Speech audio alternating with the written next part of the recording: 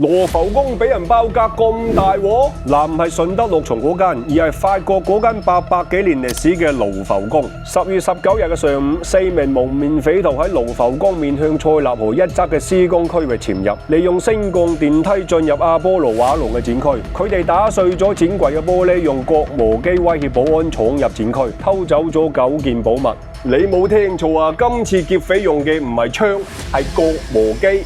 有冇啊？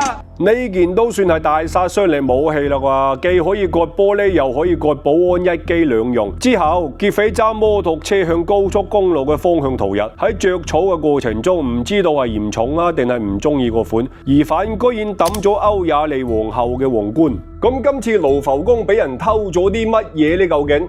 大家睇下班匪徒嘅購物清單，包括瑪利亞梅利皇后同埋奧爾同斯皇后嘅頭飾套件中嘅冠冕、藍寶石套裝中嘅頸鏈同埋耳環、瑪麗路易斯皇后嘅祖母綠套裝中嘅頸鏈同埋耳環、聖物合適胸針、歐亞莉皇后嘅冠冕同埋大襟花胸針。呢啲珠寶見證過法國歷史上嘅重要時刻，具有極高嘅歷史文化同埋藝術價值。藝術成分好高㗎。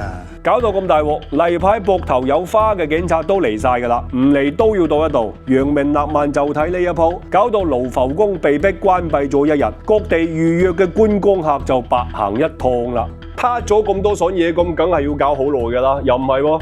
成個過程只不過係用咗7分鐘，仲快過你同埋我啊！連湯過老師都自嘆不如。我哋有理由相信班劫匪係受過專業訓練，並且有嚴謹嘅行動計劃。趁住仲有流量，法國總統馬克龍嗱臨喺當晚嘅社交媒體發文，承諾追回文物，並且將作案者繩之於法。講咗等於冇講，社會輿論就對盧浮宮嘅安保措施提出質疑。日光日白咁容易俾人爆格，就真係講唔過去嘅。其實盧浮宮都唔係第一次俾人爆格㗎啦。1911年，蒙羅麗莎就俾一個油漆工從喺衣服裏面帶出博物館。1997年，一塊公元前4世紀蘇克嘅希臘石碑俾人偷咗，嗰塊石碑係獻俾宙斯嘅祭品。1998年，法國畫家柯洛嘅名畫《塞夫勒的道路》俾人撻咗，至今仍然下落不明。